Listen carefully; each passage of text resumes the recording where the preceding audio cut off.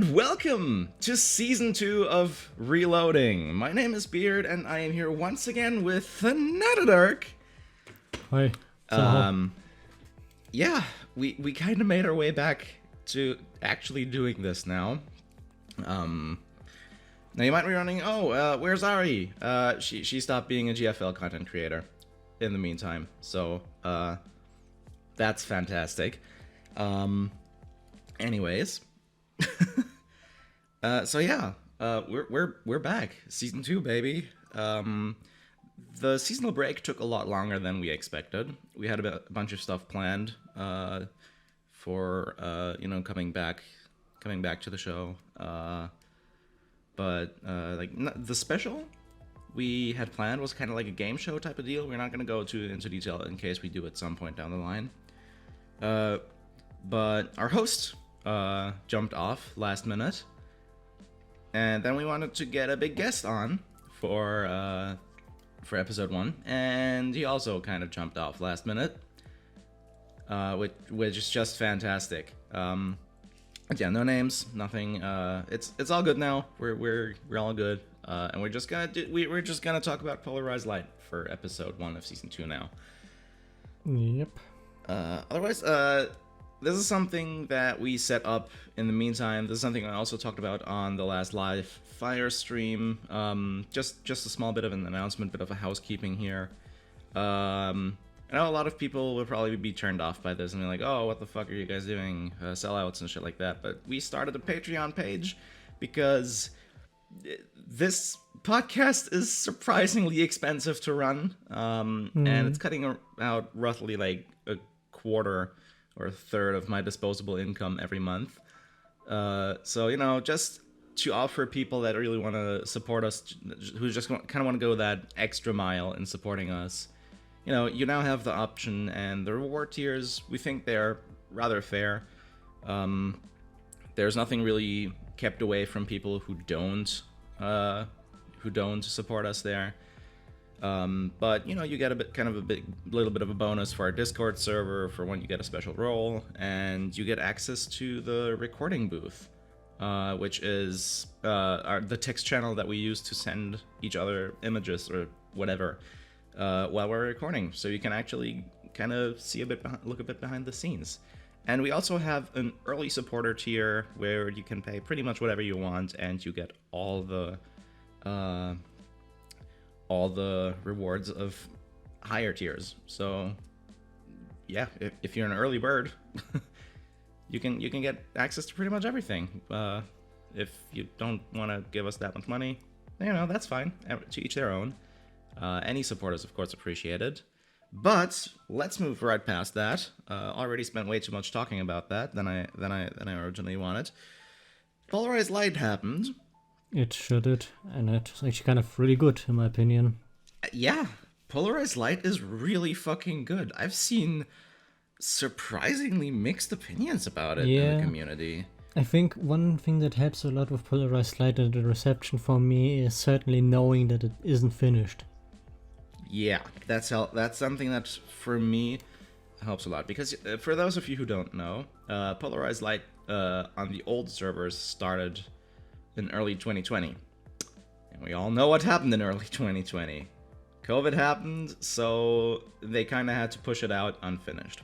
Yep. And that's why Polarized Light is kind of really weird in pacing, and like it's really weirdly paced, and it's like cut off super abruptly in the end. Also, by the way, full spoiler warning, we're going to talk about the entirety of the event here. I pushed this guy for the last 3 days to finish the goddamn event. Yeah, I mean, I did, and so you did. Starting off was, because of the long hiatus I had, pretty difficult, because you just get back into the game a bit. Not just that, it's just like, imagine going back to the game and just going straight into like one huge event. It's like, Jesus Christ, it's kind of daunting. It's a bit daunting. But third anniversary helped a lot with it. So it's just general being interested in the game. I mean, I still love the game, so there's nothing there that would be against it. Yeah, that's the thing. I mean, for me, the game in general has had a huge issue with like just retention, because I'm no grinder. I've got no reason to like go farm cores or corpse drag or whatever the fuck. Forward base camp carries me, and that's more than enough for me to still progress pretty steadily. Like, yeah, I don't have an absolute slam my nuts on the table account, but I don't need it. Yeah, it's pretty much the same for me. And also the other issue with during the time where I was farming a lot more, I didn't have much things to do outside of GFL. Now that I have, it's like, should I play GFL for farming purely and nothing else? Or should I just invest my time in something else as it's more productive at the moment? And yeah, there's also the fact that... Imagine having other things to do, Jesus. Oh, what the fuck. Another thing is also the entire thing about taking such long hiatus has given me the opportunity to more or less play a catch-up thing.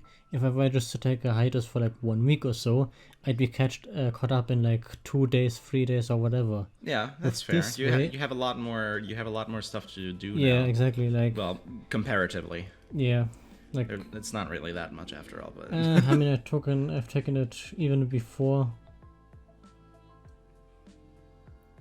Even before the shuttle connection has started, so it's been a long time. Fair. Yeah, I mean, for me, it's mostly just that, again, there's not really much to do. Like, I play, with counting GFL, I play 4 different mobile games, and GFL is by far the one I spend the least time on, just because there's nothing really for me to do anymore. Again, outside of just doing my daily meta stuff, just checking in, like, doing sims, I guess. Right now, doing my daily runs for Polarized Light, I've completely dropped theater like a rock, because Lord knows there's no motivation to do that. Maybe I do some prods, maybe some fairy prods, I do my intel, and that's it. There's nothing really for me to do in in GFL unless an event comes on. But yeah, I guess playing passively like that does make things like point events and shit like that harder, which they've been going absolutely ham with, which I'm not a big friend of. But like, that's one other thing. Give us more fucking bingo events, then I have something to do. Because bingo events, they give you rotating fucking daily missions, and that is something that is really good for player retention. Fucking, because they're done pretty quickly, right? They're done really quickly, and it's always something to do in the game, and you get a tangible reward for it, even if it ends up being a dupe. But does remind me of the kind of small player retention thing of the data chipsets, where you can get your hog data if you fulfill 3 missions per day, which also rotate. But the issue here is I have so much fucking data and so many quick things, I have no idea what to do with them. The reward for intel is, like, for intel quests, in my opinion, is actually too low. Oh, yeah, that as well. It's just like 15 or so, right? Something along those lines. Like 15 data each at best. That's way too little. Yeah. I think I would like it a bit more if you... Yeah, sure. That's like, what? Another set of 10 pulls every, what? Yeah. 3 or 4 days? Like 2 more 10 pulls every week? I mean, it's not... I'm not liking those anyways. I think one thing that could be interesting would be if they introduced hog general data, like these new upgrade stuffs, into the rotation of the daily quests, so that you have to look out for each day, where it's like, oh shit, there's one of those now. There's actually one of those, yeah. Which is another thing. They introduced that shit, and it's absolutely fucking useless. I mean, I can use it for the newest one, because I haven't caught up with her. You can use it on, you can't use it on theater HOCs. That's the thing. You can only use it on HOCs that are in the rotation. Or in the analysis pool. It still shows up on, like, the progress bar for event hawks, but you can't use it on them. If you try to, it'll say, oh no, you can't use it on these guys. It's so fucking stupid. And then again, you can't refactor the general data, so you can make it into data patches. So someone who has all HOCs at max rarity, it's literally just useless and takes away data patches that they could gain. That's so fucking stupid. It's literally a net 20% loss in data patches for anyone who has all HOCs at 5 stars. Like, yeah, it's a great catch-up mechanic, but for everyone else, it's absolute fucking garbage. Yeah, that's kind of my issue. Like, only when I don't have Which comes back to the new player experience. Like, it enhances the new player experience a bit, yeah. But the entire idea of new player experience in GFL right now is complete and utter fucking garbage. Because the game is way too cluttered at this point, and the one thing that they made to help with that still isn't in the end after 2 client updates that it has been present in. The fucking handbook. It's so infuriating. I keep ranting about it on Twitter, but yeah. It's stupid. It's so stupid. Anyways, Polarized Light. Oh yeah. Ironic that Polarized Light is one of the most polarizing opinions. Yeah, it is. It really is. For one, of course, the maps are piss easy. The actual story maps. Yeah. The EX maps. I mean, there's some that I hated. Of course, yeah, the EX maps. I mean, they're EX maps. You can still do them, and, you know, you can complete them relatively well if you have a well decked out account. But, you know, that's something that's never really been much of a question for veterans. So it's like, why the fuck complain that the event itself is super easy? I think because, you know, you would take the EX maps anyways. Yeah. But at least it's not the absolute bone-crushing difficulty of SC. Like SCEX. Because Jesus Christ, SCEX was something else. And that's why that's also why I think that they scrapped like a full EX mode for this event. Aside, of course, again, constraints because of COVID. No, not being able to design 2 different sets of maps for the entirety of the event. I think one of the things I actually liked about PL being more easy is just, as much as I enjoy having hard maps at times, other times it can feel kind of like it's way harder than it should be. Yeah.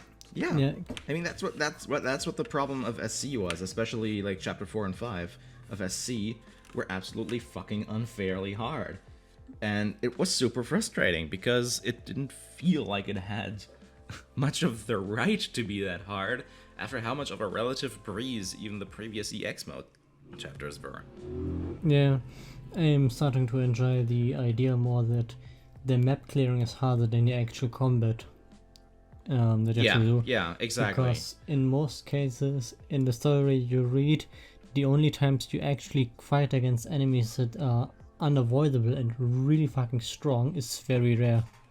In this case, it was, for example, the Sinner from Jaeger. Like that one, for example, is pretty damn strong. I still completely ripped it a new asshole without issue. Yeah. Oh yeah. To be fair, I haven't played EX at all, so I don't think there is a Sinner in EX. I haven't checked, but it's probably. But I think the only EX map in chapter. There's only one EX map in chapter 5, I think. No, there's not. Wait, is there? Oh no, the other ones only unlock once you clear the first one. Okay, never mind then. So there probably is. But yeah, even the Sinners were relatively easy, actually, in my opinion. Especially if you run with like P22 and HS2000. They're a joke because the plasma rails, they don't even take out the entire shield that you get. It's a bit of a joke. Especially because, you know, they're hyped up as these absolutely unstoppable mechanical machines. And I mean, they scoot in. You can't kite those fuckers. You can try. You can certainly try to kite them, but you won't. But yeah, there's not really much there. Yep. I honestly. They just kind of die. Sinners scooting in like this fast into the battlefield is so much fun. It is. So, it took me so off guard at first. Oh, it's so. I was like, okay, well, okay, I wanted to kite this guy, but I guess not. I mean, they warned us. They did say these things are fast as fuck in the story, so they did warn us. Yeah, I love them. They're super cool. Yeah, also. So one thing I want to bring up pretty early on is, holy shit, the visual storytelling of Polarized Light is so fucking good. Like, you can pretty much imagine the entire thing as a movie with ease. Like, every little detail is described. It's so good. Yeah, it's so good. How well, like, that's a thing. Detailed storytelling is something incredibly hard to pull off while not coming off as overbearing towards the reader. Because usually, if it's like, even if it's just pulled off like mediocre, if you're only getting like a mediocre grade, you know what I'm saying, then it'll still take you out of the experience how many details are put in. But Polarized Light feels like it's really written with a lot of care put into it, even if it does feel a bit overly convoluted at points, but maybe that's just because of the, like, I strictly played in chronological order. I had no idea what chronological order is, so I mean, good luck. They're displayed in timeline. The missions. Oh yeah, they're displayed in timeline. You're right. Now I look at it. So I played them like straight up down the timeline. And that means, you know, I skipped back and forth between AR, 4 Griffin. I skip back and forth between them all the time, so that might be part of what adds to the feeling of convolution there on my end. So, yeah, but that's another thing, right? With storytelling in games, with events like this, is when you give players the option to choose a certain way of reading the story, then, you know, there's going to be a lot of things are going to feel a bit different in many cases for a lot of people. And if you can still pull off to write a satisfying story, then that's satisfying to the majority of those people, that's commendable. That's really good. And I think PL very much pulled that off. Like, again, I know a lot of people that aren't satisfied with PL, and like, honestly, if you're listening, who's listening, one of those fucking hell, my words today don't do the thing I want them to do. Anyways, Jesus Christ, my brain. But yeah, if you listening are one of those people who doesn't really like PL that much, unless it's because of the ending, do let us know why, because I'd be super interested in that. Just a bit of discourse, maybe in the YouTube comments, maybe on Twitter, if you're on listening on a platform that doesn't have comments. That would be super interesting to know. So yeah,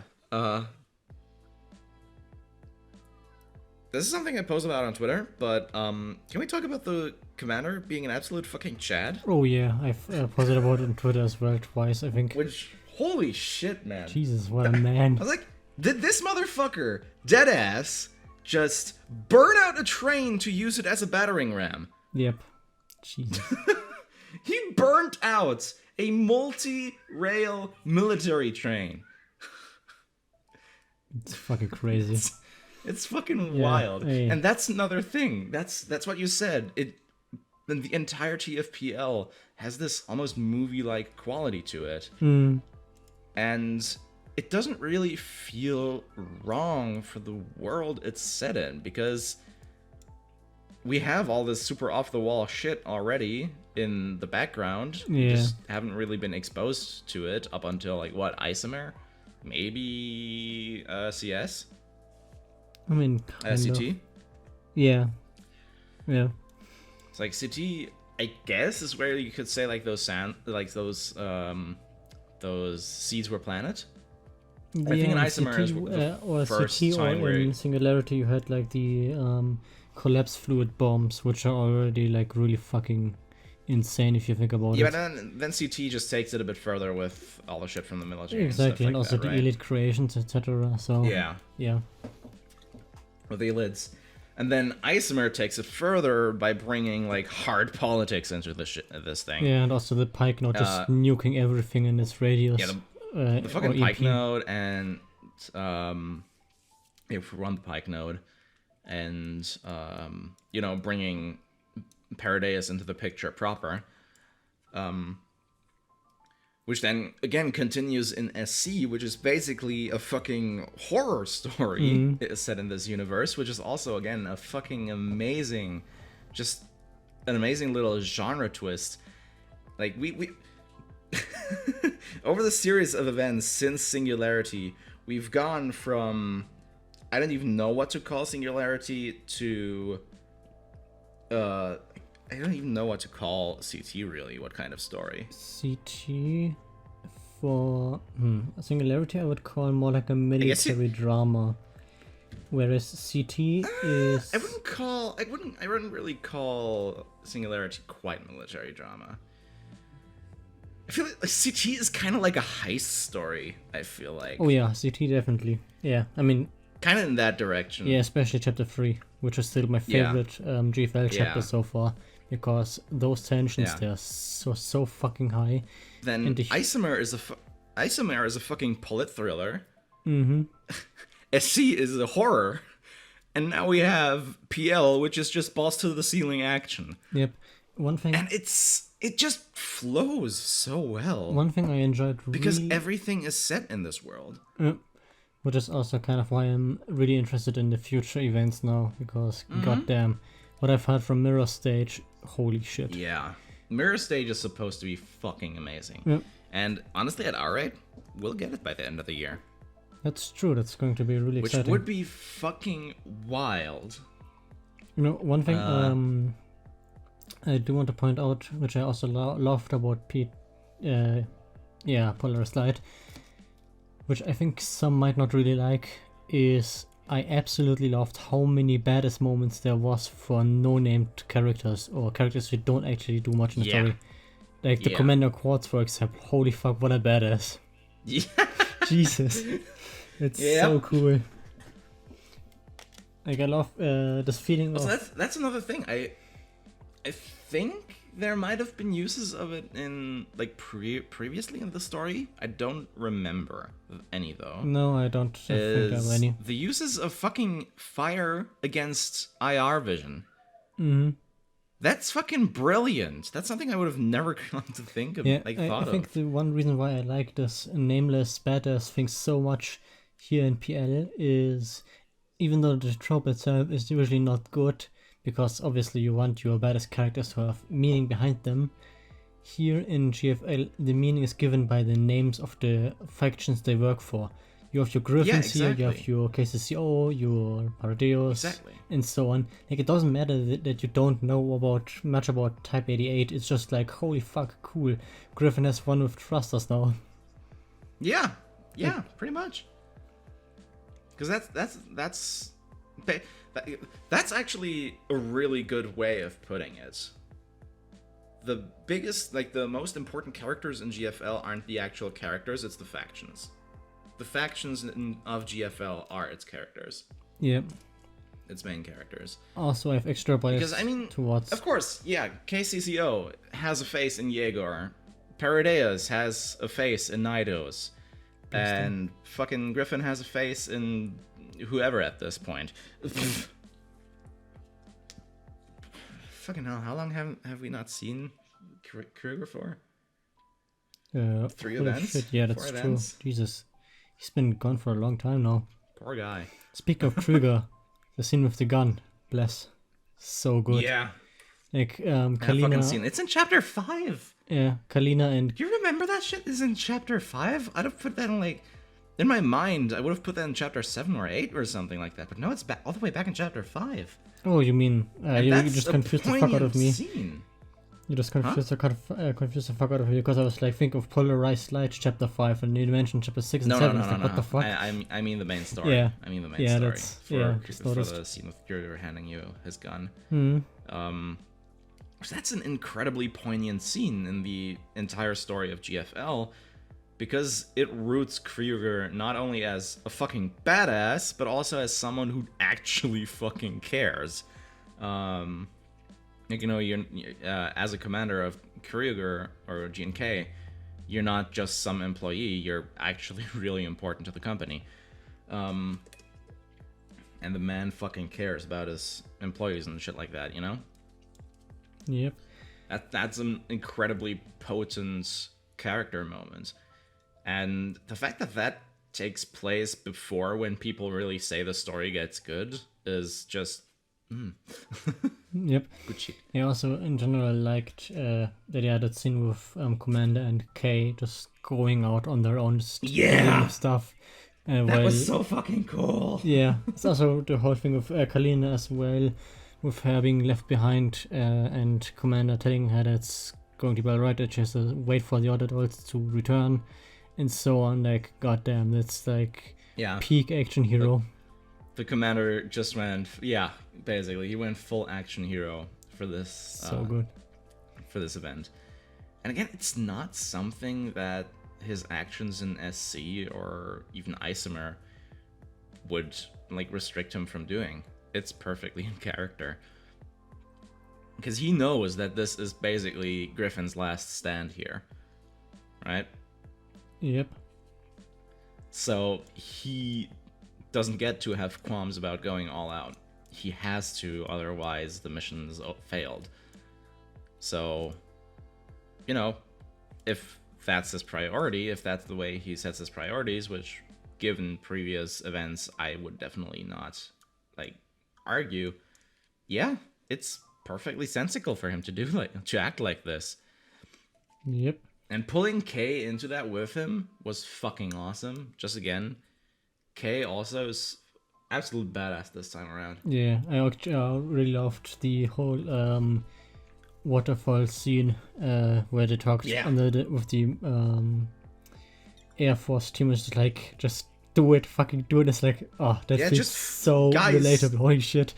Yeah. Just fucking go, please. Yeah, as someone who works in tech support and similar fields, holy shit, you can relate so hard with it. It's like, no, just fucking do this thing. It's not that hard. Just do it. Yeah. But yeah, I mean, it's sure why they don't just do it, but once it happens, it's such a cool moment. Yeah. And something else that really surprised me is, just reading this, is how much of the PV I could see straight mirrored in the story. Oh yeah, that's true. Because if you remember the PV, there's so much shit going on there, but I could still perfectly see it mirrored in the story, and that's something I haven't been able to do with any of the other PVs, save for the CGs that were obviously straight used for the PVs. A lot of, I think, CT use straight story PVs for its, or story CGs for its PV. CT use a lot of that. Isomer, I don't actually remember Isomer's PV. Did Isomer even have a PV? Isomer had a PV, yes. But I don't remember that much. SC? I have no fucking idea. The SC only had thing that one. was really in SC there had was the main first one thing. with a full animation with Suppo and Ro firing the guns. Yeah. I mean, and that was also made by Liverless, and god fucking damn it, why have Sunmore not bought up Liverless at this point? Money's They expensive, do I so suppose. much work with them, and it's so fucking good, and they do basically nothing else. Why? Why? Oh fucking why? Are Liverless not Sunborn animation yet? Swear to God. That's the last thing they're missing to really, in terms of corporate structure, get to the point of their competitors, is their own in-house animation studio. Also, yes, I'm cracking open a cold one on the mid of the podcast. deal with it. Yep. I think there's one thing that PL also did exceptionally well, and that's humanizing the factions in all directions, especially Parodius with Anna. Yeah. Jesus Christ, she's so fucking cute. The fucking 90s? Yeah. Mm-hmm. Please, let me bully her. Let me bully her. I want to bully this sassy lost child. Like, I absolutely loved this reveal with them going into the room, finding the Naito, and just suddenly like, oh hey, Ange is such a good person. It's like, oh my god. Wait, what? Angie's a good person? What the fuck? Yeah, she's a good mom now. This was something I saw a lot of people point out about, like, I think someone talked about this on Twitter about like character design, about why the fuck does Jaeger look like a fucking bowling ball now and Angie is barely scratched after like having their eyelid infections taken care of, or infections there, like radiation burns and shit. I was like, the fuck? Why is Angie basically unscathed and Jaeger looks like a fucking bowling ball? Because if you look at Jaeger, Jesus Christ, man. Yeah, he got hit really fucking dude's hard. not done well. Honestly, Jaeger was really cool in this event. Yeah. And that's the thing, just basically everyone was a fucking badass. Even Javier. Which one? Even Javier was a fucking badass. Oh yeah. Mm. Which, fucking hell, man. Yeah, I think one I really enjoyed was at the end with the fight against the mech, against the Sinner.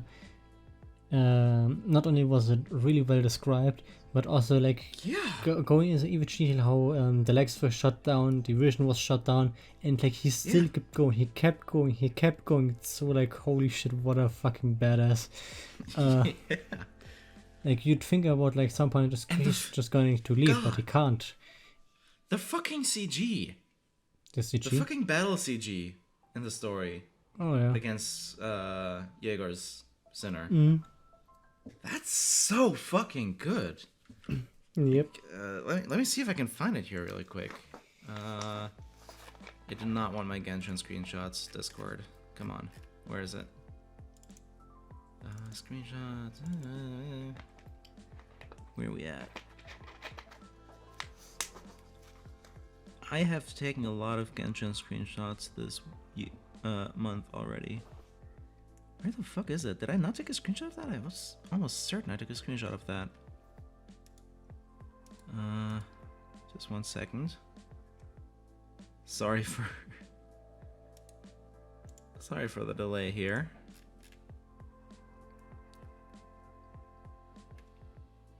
Yeah, I don't think I have it for some reason. Damn. Well, whatever. I'll find it and put it on screen anyways sometime if I remember to. If I remember to edit it in. But yeah, there's just so much shit here.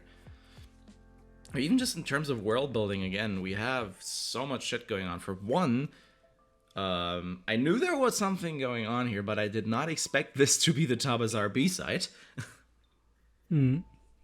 Which, that's one hell of a twist, because at the same time, how were those bombers not shut down? Because this is a big retcon if we're going there. Which one? Because the coastal artillery was still intact, right? Kind of. The coastal artillery was still intact. It was online, right? The thing is, it was probably online, but not really within the control of someone. There was no control on it. Huh? There was no controller on it, of course. That as well, and I don't think with coastal artillery you're going to be that good at shooting down planes. Oh, no. But Starfish, according to the secret documents in CVG, had absolutely fucking insane small installations. Like, they shot down B-52s from like 200 miles away. Yeah, but that begs the question: were they deactivated because Starfish was deactivated? And That's actually a good question. And maybe. As such, there was no reason for them to be active anymore. Maybe. Because it was an abandoned base, pretty much. So there's no action. I guess maybe Paradeus turned them off to get in there? That could be a thing. Because it's effectively a Paradeus base at this point. But what I do have to say is that I expected a lot more... like a lot more intermingling action, so to say, between factions. Mm-hmm. Like, yeah, we had SF in there as well, a bit of it. It was surprisingly little Paradeus. Like, the majority of it was just KCCO and Griffin.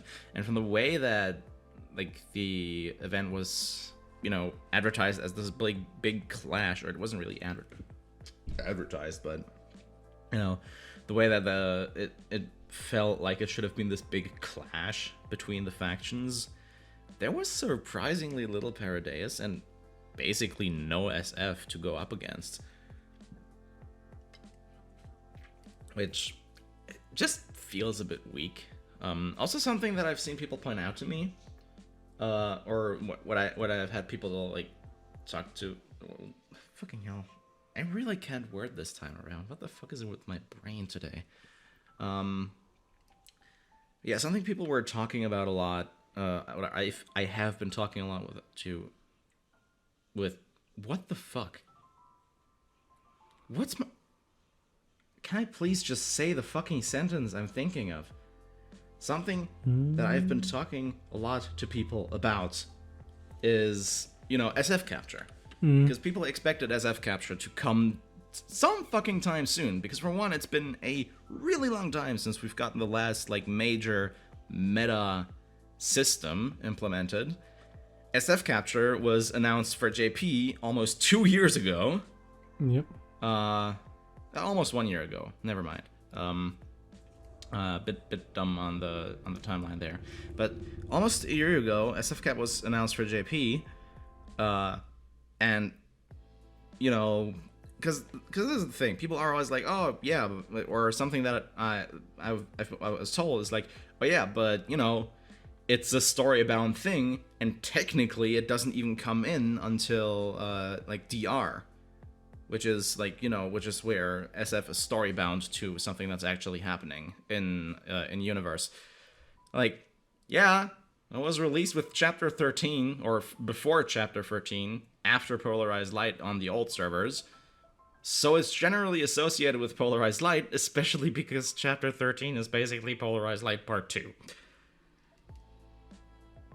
And they just fucking went bonkers on me and were like, "Oh no, this is not how it works. You can't just say, oh, you know, the story-bound event should come out at a point where it doesn't make sense." And it's like, bro, the way it came out in the original servers didn't make fucking sense according to your rhetoric, and it's just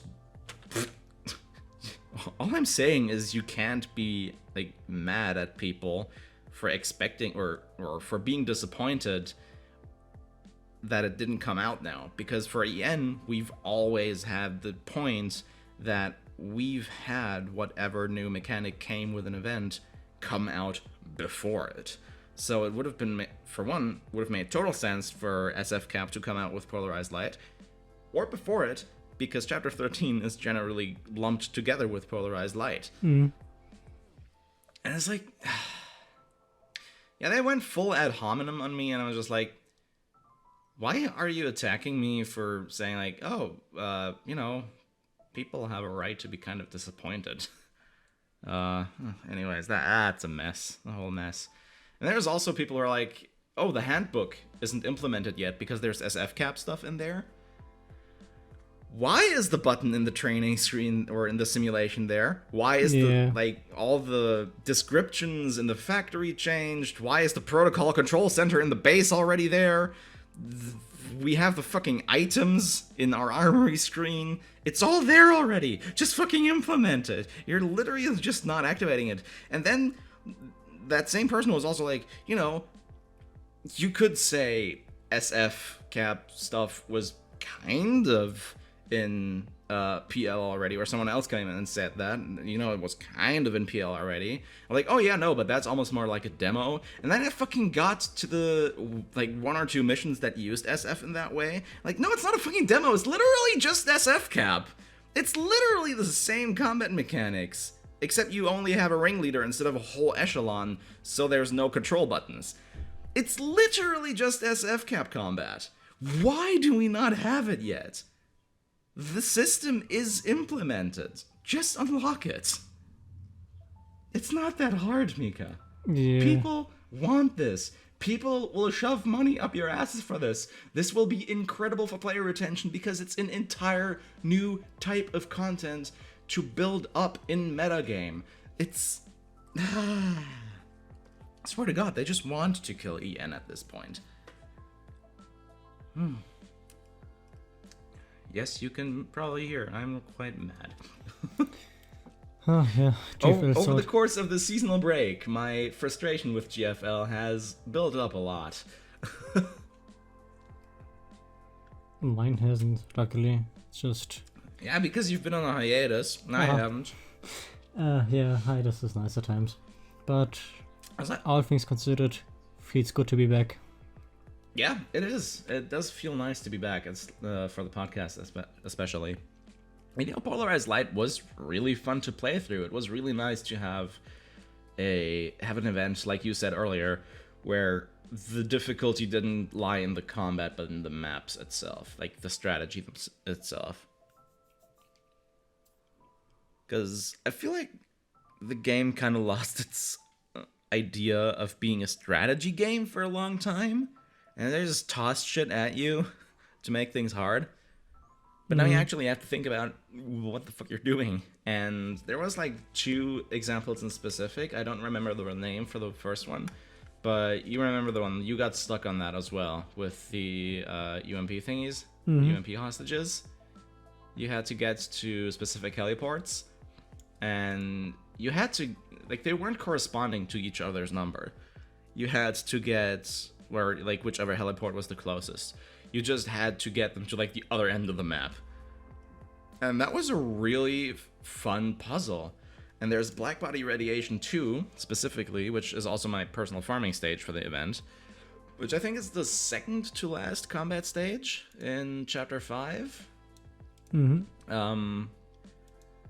Where you basically just, you circle around the command center in the center, or like the command post in the middle of the map, and everything just keeps swarming into you. And you have to have a specific node occupied at the end of turn 4 for you to win.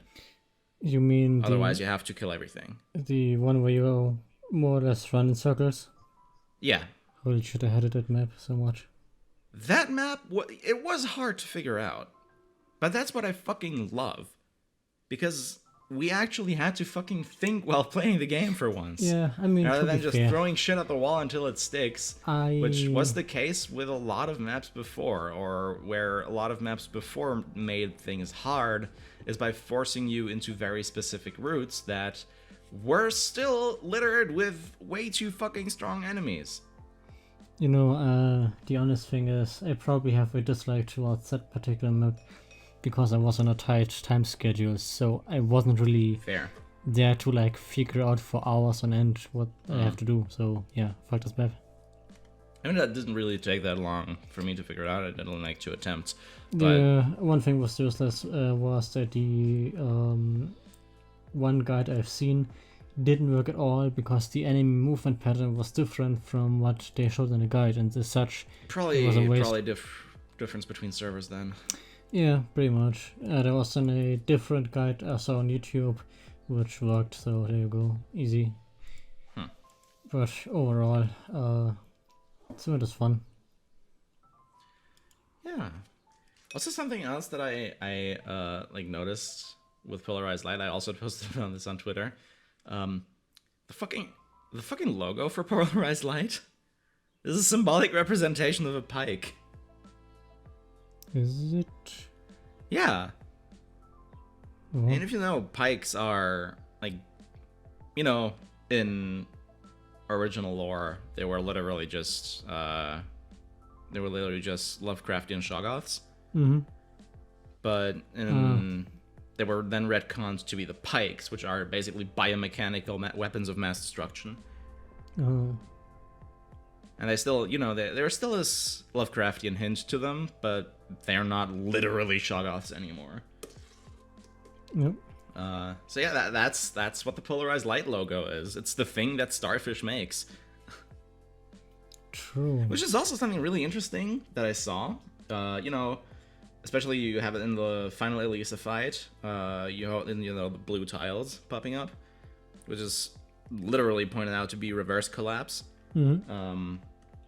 Which is interesting because basically, if you don't know what reverse collapse is, it's basically, the reverse of a collapse reaction.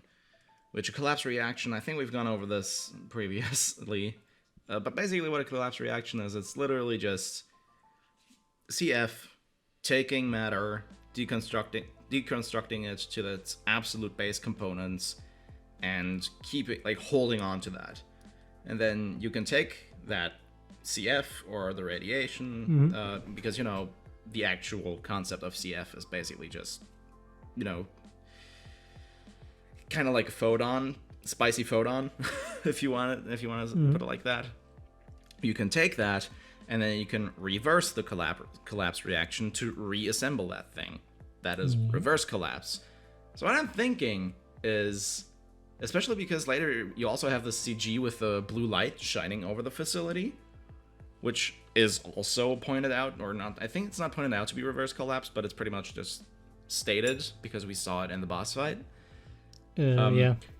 Where the fuck is the CF coming from? Good question. Because that's another thing. Collapse and reverse collapse can be used basically as teleportation if you so wish. If you have the proper instructions to rebuild the thing out of the CF that you're receiving from the original, station. You can basically take something apart, send it to wherever you want, hope it's not intercepted, and rebuild it there. It's basically teleportation at that point. Which is super cool to have a sci-fi world that actually figured out how to have teleportation without relativistic points of reference being completely ruining everything, because usually you can have the idea of, if you teleport somewhere, you can think of, you stand there, and unless the teleportation is instantaneous, as long as it takes any sort of time, you think you want to go over there, you think of that point, you teleport, and you're in outer space because the Earth has moved away from below you at 20,000 kilometers a second. That's not an issue with collapse radiation, because it itself has a frame of reference. It's a relativistic thing that exists in the world. You don't just disappear and reappear somewhere else. Something is just colluded into CF, and that CF is then sent somewhere else where it can be reconstructed. Which, that can happen at the speed of light. But it can also happen at lower speeds through other ways of transmission, because CF is this really weird concept. So it's really cool that we have that kind of technology available to us here. But then again, I just want to know, where the fuck is Starfish taking the CF from that it's making the pikes from now?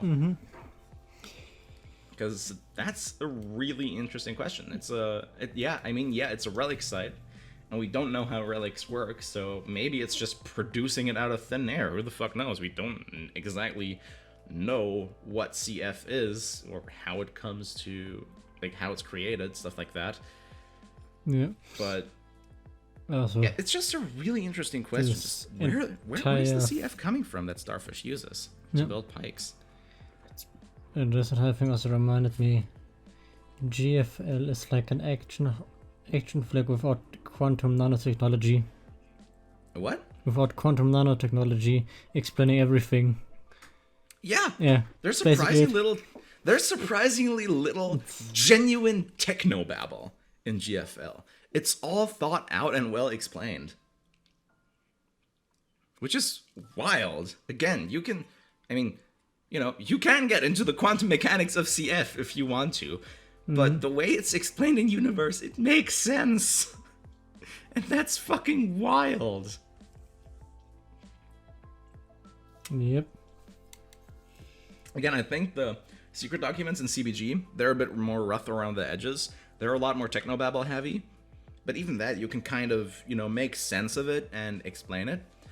But then again, reverse collapse is happening. They're probably going to retcon the secret documents a lot. And they're going to be a lot better. And something else that was announced, this, by the way, very recent, the Sunborn Carnival happened, which was fucking insane. I genuinely think that once, Infinite Eel comes out with the translation for that thing, we totally have to watch that live. Because that would be really interesting, because they showed off so much shit. And then I think later on, Yuzhong on Weibo, he noted that the 2 DLCs that were originally planned for CBG that never happened, their content is also coming to Reverse Collapse. So not only is Reverse Collapse going to be a big thing, a big remake that will actually allow people to experience that story finally, it'll also be more than that, more than we ever seen. So that is incredibly exciting, in my opinion. Yep. There is definitely a lot good here. There's huh? What? You're saying something, sorry. Yeah, just there's a lot of good stuff coming for GFL or in general. That's part of why the season break took so long. There wasn't really a lot for us to talk about. Yeah. But we can't really say, we're gonna just stop until the new thing's coming out. Yeah. Because Lord knows when the new stuff is coming out. Then again, Reverse Collapse should be towards the end of the year, I think. That's something that's been rumored for a long time now. And the way it's looking like it's going to come out this year. It would be pretty bad if it didn't at this point. I'm surprised that there's still no release date for NeuroCloud, even though they showed a lot for it at the carnival. And they announced the first CBT for GFL2. So we're pretty much getting into the release window for all of them at this point, which is wild. Potential release window, of course. So, I would also be really surprised if PNC didn't happen this year, because it's already been pretty far developed for the closed betas. We talked about that a lot in the last episode. And the final episode of Season 1. But there's not a lot I feel that's missing at this point, especially with the stuff they've shown off at the Carnival. They've shown off the dorm system, finally. They have shown off an updated base system, which looks really nice. There's not a lot missing for PNC to really get going. Again, of course, I think the metagame for PNC still needs a lot of work, at least from what we've seen from the last closed beta. Maybe they've worked on that, maybe they haven't. But overall, I am really looking forward to PNC. For one, because it's a really good game. For two, because it's going to give us a lot of shit to talk about. Because we both know that we are going to play the shit out of PNC when it comes out. Definitely. And I do hope for a relatively simultaneous launch, because I do not want to wait for PNC to come to EN when it's released in CN. Yeah, same here. Hopefully, we will get a hopefully simultaneous launch for CBG, because that's handled by XD Global.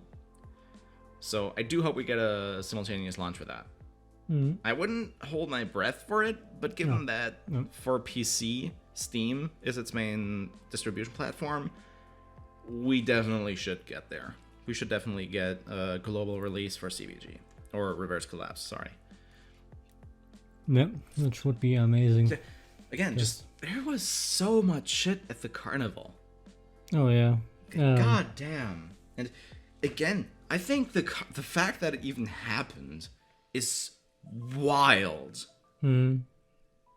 Because for one, of course, there's Sunborn's origins as a fucking Dojin circle, you know. And then there's the fact that no other fucking developer in the industry has done something like this. Yeah, you know how GFL feels to me? GFL feels to me like Toho's with the scale of Defend works, except it's all in-house. Sorry, what? Toho, if you know how big it is a Dojin circle. And GFL feels TSA similar is... to me, except it's in-house. Where like all this cool stuff comes from within. Oh, okay. Yeah, I can see that. But then again, GFL Glitchland was a fan creation. Yep. And that's becoming an official game now. Which is also fucking amazing. Which is fucking wild and gives me a lot of confidence actually for something I'm working on right now. People may have, people who follow me on Twitter already know. Go follow @BakeHouseGirl. Thank you very much. Yep. Links down in the description. But yeah, again, I've been working on my own thing. And, the fact that Glitchland exists gave me a lot of confidence to the fact that Sunborn probably won't slap me for it. Yep. It's just... Or at least not as hard. Yeah, probably not as hard. They might send me a cease and desist if they feel spicy, but that's gonna be it. Kay's going to knock on your door. Oh, man. Yeah, there's... And something else that happened during the seasonal break? I'm pretty sure during the seasonal break. The fucking anime announcement? Oh yeah, that one. Excuse me? Super nice looking so far. I like the attention to detail so far. It does actually look pretty nice, especially for, the circumstances of the production not being the best at all. Mm-hmm. What also surprised me is that they have Warner Bros. Backing them there. It's like, what the fuck? Yeah. I know Warner Bros. Sometimes does anime stuff like Berserk Golden Age arc was... Dropkick? Dropkick as well, yeah. Which is what they're, collabing with, which is, it's basically give and take in that case. Mm-hmm. Warner Bros. Are getting an exceptionally popular MOBA game in JP as their IP for their anime, and it's an adaptation this time. Mm-hmm. And, Yushong gets to fulfill another dream. Yep. And one thing that's kind of interesting is... Such a fucking bad lad. This is something else I posted on Twitter. I gotta quote myself here. Give me a second. Sorry, what were you saying? One thing I also enjoy is GFL, unlike like most other mobile games, has a really strict story with just a small cast that expands over time, compared to most where you're just like, here's Demon Faction 1, here is Hero Faction 2. Yeah. Just fight. Whereas a GFL, the entire thing... look at Ardent. You can just make an anime out of it. Especially if you look at PL. Like, read through PL and tell me you cannot imagine this as a fucking movie. Yeah. Just any event, really. Yeah. Because that's the thing. That's why I'm so excited for the anime. Because while it did say that this will cover the early story, which tells us exactly fucking nothing. I mean, I assume it's going to be around chapter... maybe up to Arctic Warfare, so depending on how long it goes. That's something I've been feeling as well. Maybe up to around chapter 6, maybe 7, maybe Arctic Warfare, if they're feeling like it. Then again... Or up to Singularity if they're really spicy. Yeah! Because that would be Singularity is still very quick pace, though. It depends on how much... Singularity is in-game, literally the end of the first season. And they did say this is a full core. That is confirmed. Okay, so it's 12 episodes. It's at least one core. Okay, so if it's... so at least 12 episodes. Yeah, if it's 24 episodes, then I can easily see it getting to Singularity. If it's what? If it's 12 episodes, if it's 24, so double core... Yeah, if it's 2 core, then it's easily going to Singularity. Yeah. No question. The question is just how.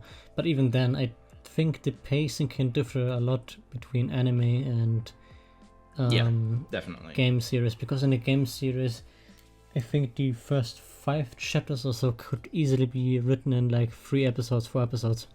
Yeah, definitely. There's definitely a bit of and different mediums there. Also, since you just mentioned Toho, Toho Lost World Global is starting tomorrow, and I'm really fucking looking forward to that. Nice. I haven't been active with Toho stuff for a while now, but I might look up into the Dojin music circles there, because those are bangers. That being said, one shift in pacing is going to definitely be with how descriptive the story is in more later chapters compared to what actually happens. Because if you think about it, I think the events of PL happened in like half an hour or so, roughly at that time. It was a really short time frame, or maybe 2 hours. Yeah, it's not long. Yeah, it's not very long, but I would say it should be like across roughly a day or so. Yeah, far less. It most definitely fits within a day. Maybe half a day. I wouldn't bet on it. But definitely it happened within the time of one day.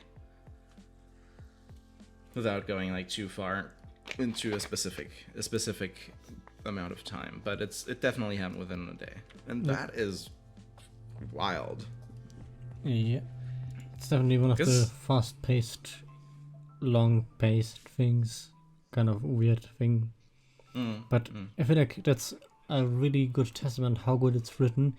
Because even though it's so huge, and if you would look at this thing, it's like someone would give you a 300-page book and tell you, okay, this happens in 30 minutes. You're like, what the fuck are you talking about?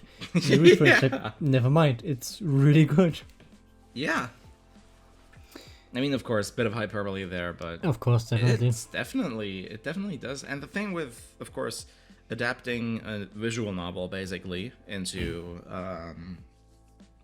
an anime is, for one, they'll have to flesh out a lot of scenes visually, but they can also cut down a lot on the amount of text needed, or the amount of stuff needed to describe a scene, basically. Yeah, there's, for example, because all that shit is now going to be visual. They don't need to describe everything going on. They'll just show it to you, and that is going to save a lot of time. Yep. Show, don't tell, except this. Yeah, it's an interesting thing, actually, if you think about it, that show, don't tell is so much beloved in writing, etc. But if you look at PL and then you see, like, tell, just pure everywhere is tell, what happens? Just tell. Yeah. No show. Just give it to them. Really effective. Yeah, if it's like, that's just the thing. It's just, you know, I mean, show don't tell in terms of storytelling mostly means like in written media is really hard to. I mean, to be fair, it's more of the term in sense of, if you have an action scene that happened, or a scene that happened, show the scene and don't tell about it. Basically, if you have two characters talk about a past event that was super cool, then you fucked up. Because you should have shown pretty it. Much. Yeah, you should have shown it, yeah. But that's the thing. PL shows literally fucking everything. Yeah. It explains everything to you. It gives details on everything, and that is super fucking cool. Because you get to imagine every single goddamn thing. So cool. You know what PL reminds me of? If you have watched Hunter x Hunter? No. Shit. Sorry. So for those who have watched Hunter x Hunter, Chimera Ant arc. There you go. That's what it reminds me of. Like, it's also a huge scale multi-faction attack on something, etc. I mean, so fuck it. Let's go there. It kind of mirrors the climax of Gia G. Which one? Gia G. Oh yeah, the climax. Yeah. Oh god. It kind of fits in. That's something we can both say to like compare here. Yeah. In a wild way it does. What the fuck? In a wild way it does. Yeah, it just, you know, obviously they're very different stories being told here. Very yeah. But like the thing going on, it's a clash for this one big thing. for a variety of reasons, some of which we do not know yet, and some of which become apparent during the thing we're doing. We're finding a lot of shit about the world, about our characters. There's all kinds of twists in some kind of way. It's just, again, pure action. Again, pure balls to the ceiling action. I love that metaphor. You know, one thing you have balls to the wall, and then you have balls to the ceiling. Yeah. One thing I really enjoyed about PL as well is how it didn't actually force you factions into it when they weren't needed. Where sometimes you have like people or we have things like, oh, I think they should have done more with this faction or more with this faction. It's like, no, just have the faction be important when they're important. Yeah, like, even then they somehow managed to bring all 4 factions into this. Yeah, like you have 404, you have M4 doing her stuff, you have Dandelion, you have Griffin, KCCO, Commander, and so on and so forth. And everything, I think... Prometheus! Prometheus! Yeah, and everything they've done so far, or they've done at PL, has like this really huge forward momentum, especially given with Operation Butterfly, connecting everything together with the Ogre stuff, etc. Which also, I really love the kind of twist there with UMP40 in 45's mind being an Ogre's virus thing. I mean, that's still something... On one side, I fucking hate it, but at the same time, the way that OGAS/Parapluie is handled up until this point is, in my opinion, exceptionally confusing, and I love it! I have no idea what is going on with all this shit, but it's so good, because I know at some point it'll click, and it'll all make sense. Mm-hmm. It's so good. But yeah, what I was saying earlier, before we got carried away from what you said, when I gave you a bit of time, I was saying about the Sunborn Carnival is, you know, if you've seen the finale of it, it's a super amazing, it's a super cool stage thing. You know, you have the fucking orchestra again, and what I wrote is just about Yuzhong. It's like, man's in his 30s, and his dad is just standing there, basking, cheered on, nay, worshipped by the crowd, attending the self-raised convention of his multi-million-dollar company, orchestra playing his brainchildren behind him, showered him with champagne. Come the fuck on. Mm-hmm. And, you know, do you know any fucking indies that can claim that level of eccentricity? Not at all. Because that's the thing, that's also something I said under that, is like, even Kojima couldn't pull that off. Even Kojima couldn't pull off that level of eccentricity. And he's just, you know, it's so fucking cool. And it's something that, you know, it's befitting of the 5th anniversary of the game, obviously. Yeah. God, it's just, man. Speaking of anniversary, I wouldn't lie that the fact that you can, of your adjutant, get your extra lines for the anniversary wasn't one of the reasons why I quickly hooked back into the game. What? The adjutant I didn't lines. understand any. Oh, the adjutant lines? Yeah. Like, the new stuff? Yeah. Yeah. Just give me P90 text and I'll be back. It's such There's a good bait. lot of characterization in those, actually. It's super cool. It's cute. Yeah, M4 is super great. Wait for me. It's so good. Oh, I haven't really gone through and explored them. I should probably do that. Yeah, I'll do that later on. They're super nice so far. A shame is that there are none for the human adjutants except for Kalina. Kalina is amazing, but I'm still a bit salty that I got no K-line, so... Yeah. And you also don't get any lines for extra T-Dolls, so they have to be from the main line. So collab T-Dolls don't work.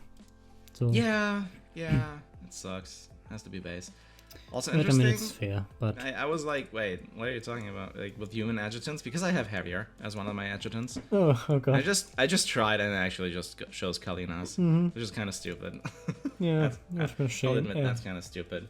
But that's probably a technical thing because at the 3-year anniversary, like most human adjutants weren't a thing yet, so yeah, it's exactly. understandable. We have this thing 2 years early. This client.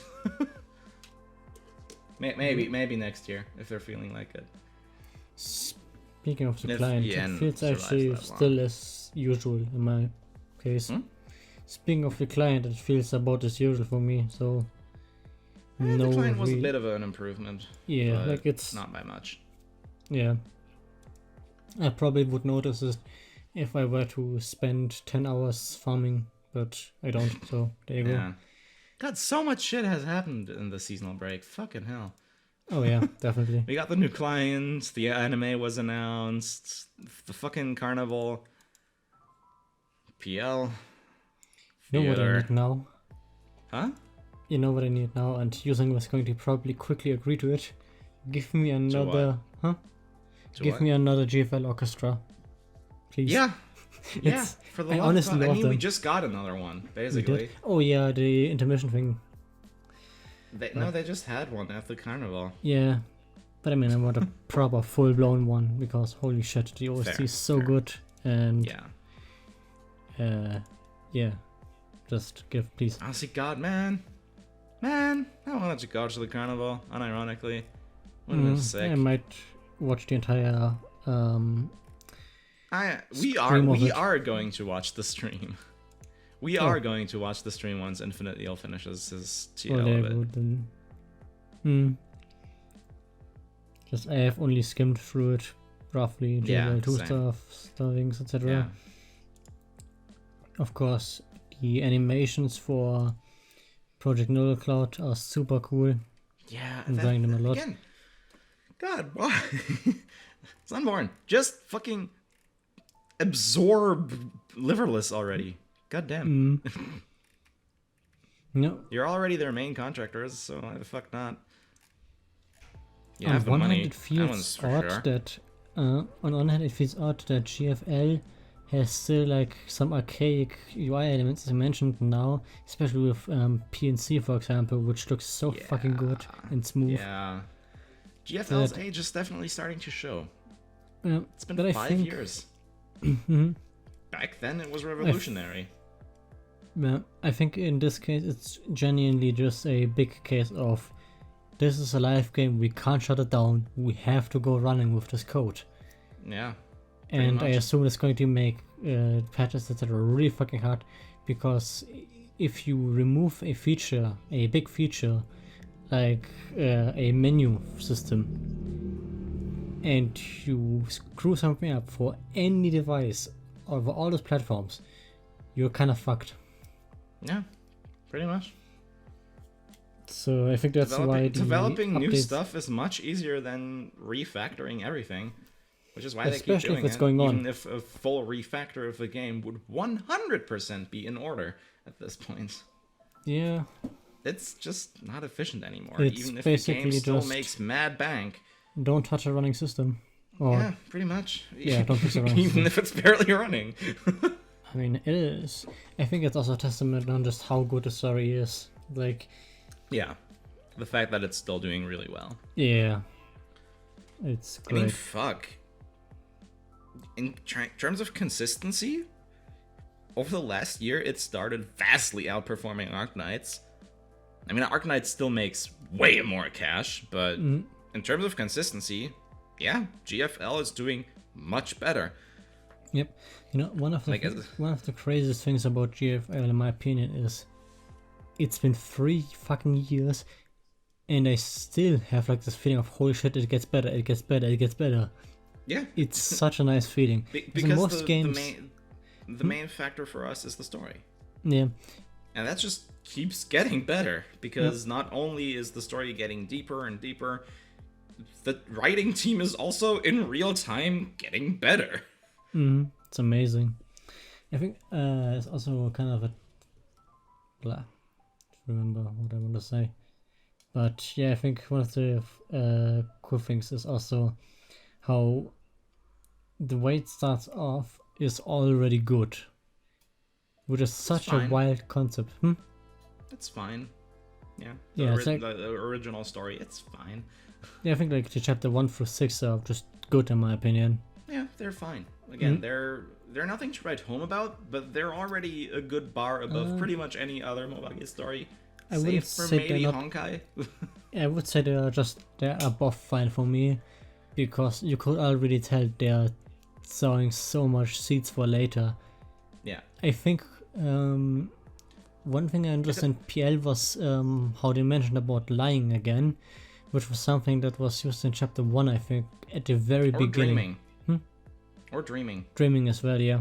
Yeah, that's one line that keeps cropping up every now and then, and that's so fucking nice. Because, the whole, dolls don't dream. That first appears in chapter 2 Emergency. I think Nagant Revolver says that, I think? Could be so, yeah. Something like that. And it's just like a kind of a throwaway line, because, oh yeah, they're robots, of course. Do they dream? Don't they dream? They have this complex thing in their minds, but... I mean, you don't even know they have that complex thing in their minds at that point, but it's just kind of because of that, it's kind of a throwaway line, and then it comes fucking rocking you back in the stomach at the end of Isomer, and you're like, okay, we're in. And also how the whole thing with the child soldier of M4 comes back, everything. Yeah. There is so much in GFL that has been planted so super early on, where you're like, oh hey, at chapter 1 or so, they mention relics, and you're like, okay, whatever, and then they become increasingly more important as time goes on. Yeah. Yet they don't come out of nowhere because you heard them so fucking early on. I mean, part of that is because, the way that they have been able to write that early on, I'm still pretty convinced that they didn't plan out most of the story from the beginning. They're kind of going as they have a rough idea of what they want to do with the story, but they're kind of going as things happen. They kind of keep writing as things happen. I think it's like, but it's hard to tell because if you have, for example, Deep Dive with G11 mentioning zombies and then a CT giving you zombies in forms of elite, stuff like that, for example. But makes the question just how far it's actually planned in advance. What I'm saying is that, the thing is, they have a rough idea of what they want from the story. Maybe they're kind of coming up with things as they go, but what's most important is that they have a defined endpoint in CBG, which has also already built this world for them. They know what this world is, they are familiar with it, and they have a specific endpoint that they need to meet. So everything they can write in between that, with the idea they have, has to fit that world and has to eventually be able to lead to that endpoint. That's already a amazing, stencil to have, basically, ahead of time.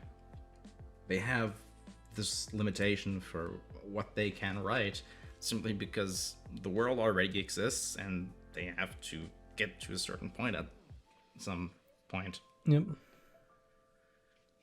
I think that even then, honestly, even if it's not as pre-planned as it might seem, the execution is execution is still fantastic. So I'm not saying that. I'm not saying that as a negative for the game. I'm just saying, I think that's how it is. And the fact that they managed to keep pulling it off is great. It's kind of similar. Even if I didn't like SC that much, or if I didn't like CT that much, or if I didn't like, even if I didn't like PL that much, which I very much do, they still managed to keep the story going in a intriguing way that keeps me invested, and that's the most important thing. Even if I'm not a big fan of the storytelling, it keeps me invested into the world, into the characters, and into the game. So yeah, fucking go at it. I think I can also relate to the idea of just coming up with shit as you do, because that's kind of how I read my own story, and in all honesty, it's way harder than most might think it is. Because as much as you think it's like, oh hey, you just come up with stuff, no you don't. Because you have to relate everything back to what you've previously written. Not just that. But you have to make sure that that which you relate back to something actually doesn't break anything else prior. Yeah. Which, in my case, I kind of did, and now I have to fix my mistakes by complicating the story even further. So, good luck. But it's going to be easier soon. Which I just mentioned is also Honkai's story, which I think also is really, really good, but in a way, entirely different from GFL. Because that's just the thing, you know, MiHoYo, you know, the story of Honkai or even Genshin is nowhere near to the levels of fucking buttfuck insanity of GFL. But what MiHoYo have done is, again, they've just... If you look at MiHoYo's games, especially at Honkai, a little less so in Genshin, but Genshin still has, like, it wears its they wear their inspiration on their sleeve. They wear the fact that they're huge fucking nerds on their sleeves. And that is very much visible in their games, and the inspiration they take from other properties. It's also the slogan. It's also the slogan for MiHoYo. Yeah, Tech Otaku save the world. The thing is that also simmers through in their stories. Their games are super indulgent. They're meant for you to just indulge yourself in this fantasy that they've created, this otaku fantasy that they've created. It not, of course, as some kind of self-insert escapism, but the story also mirrors that, where it's super indulgent. It's like, it's super anime, basically. The stories of both Genshin and Honkai are super fucking anime, and even if Honkai very much more has the feel of being come up as things go. Chapter 23 just released. Just want to say, and again, it's just, the story is really good, even if it's not the same kind of character building or relation or drama as GFL has. It's indulgent, and it knows that it's indulgent. It's self-aware of that fact, and it doesn't go way above. Anyways, I gotta make a cut here. Be back in a bit. Yeah. See you. One second. Yep.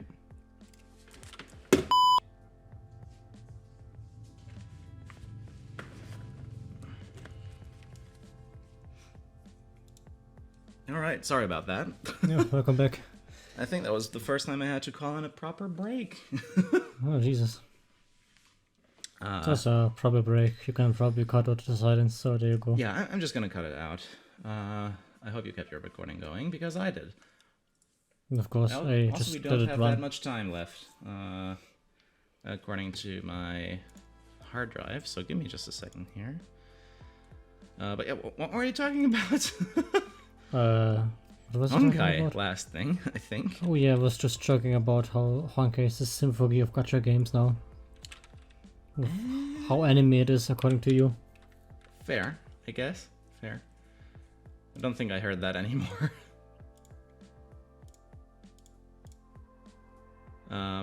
Yeah, I genuinely feel like Honkai is still a really great story, even if it's a lot weirder. It also has a similar reliance on lore to GFL, except that a lot of that lore is explored during the actual story, so, you know. But, again, something similar also, I think, goes for Genshin. It's super anime. Of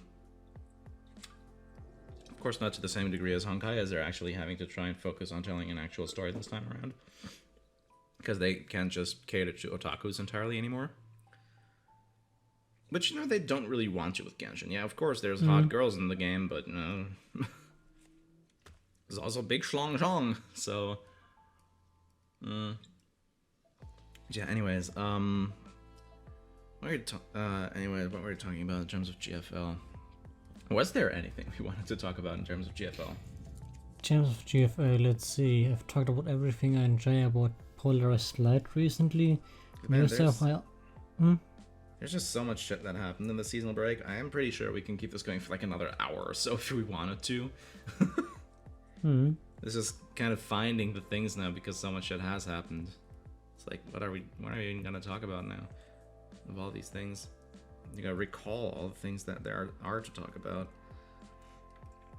Theater is an absolute fucking mess this time around. Yeah, I've skipped theater, so... Because, yeah, nobody fucking plays it. Because honestly, like, man. Theater is such a tragedy of just poor design. I can keep going on about the poor design of theater alone for a long ass time if I wanted to, but I'm not gonna this time around. I'm gonna hold back a bit on that side. Let's not get too negative here. Then again, I've already ranted my ass off earlier, so whatever the fuck. Something else I wanted to say, actually, when we're already back on the negativity. Oh, okay. Is, because, you know, the first few chapters of the game, they're merely good, right? You know, people might get sold on GFL, on its story and shit like that. There's barely anything else to sell it on at this point. Then, you know, they'll have to slog through the first few chapters, which, again, are, even relative to other games, only just good rather than great or absolutely fucking bonkers like PL. The thing is, again, what's the handbook for? Tell me. It's there to increase early player retention or new player retention and make the new player experience better because, for one, it'll tell you about, you know, advanced strategies. It'll tell you more about specific features that the tutorial might not cover that well. Or, for one, it also has a lore primer. It has a primer on the game's lore.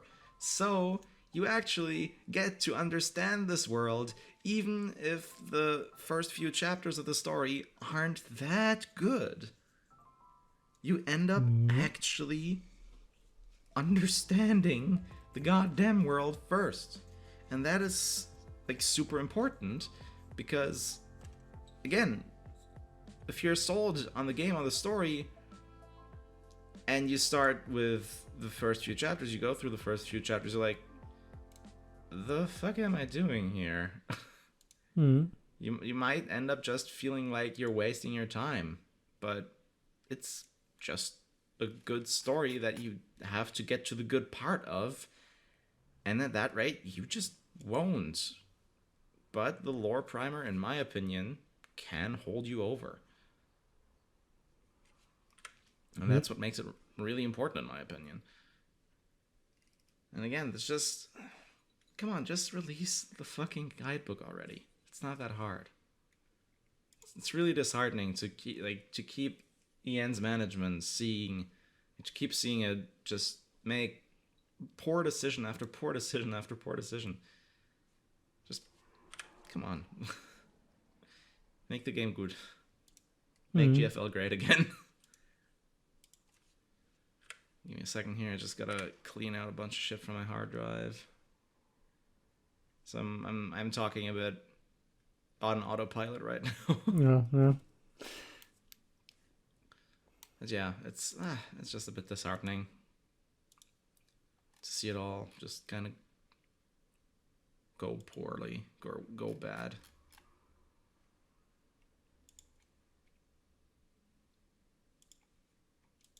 Anything else you wanted to say? Because I think... I don't think so. Let's really find something. There's not really that much more to talk about, actually. Nope. So I think it's fine for us to call it here. Yep, lots of PL talk, lots of other talk today. Much more other talk than I expected. Yeah. But yeah, just enjoy PL. It's fucking good. There you go. I honestly, in summary, yeah, just go and do PL. It's a fantastic event in my opinion. I understand people being like, oh, you know, the pacing is kind of off, and the ending is so cut off, it's so abrupt, because, you know, Chapter 13 is the direct continuation. All that stuff. Yeah, okay, sure. But I think that's kind of justified. Again, with how COVID came around when they first released it, would have been nice for them to, you know, give us Chapter 13 alongside, but, you know, it's fine. At this way, they at least have a bit of extra time to work on it. Yeah, I think that's pretty much it. That's the summary for PL, and yeah, just that's it. We're back back for season 2. We have no idea what we're gonna talk about next time. We'll find something, and if we have to start cutting into the lore episodes, why not? Yeah. Anyways, again, we started the Patreon. If you feel inclined to support us directly, monetarily, I think it would be absolutely fucking insane alone already if we could break even on what the podcast costs to run for a month. That would be absolutely fantastic. But, just spitballing here, absolutely no pressure for anyone to just, go and do that thing. Just, that's probably our only real goal there, to break even on the podcast. So, yeah, anyways, until in 2 weeks. Yep. Have a good one. See you.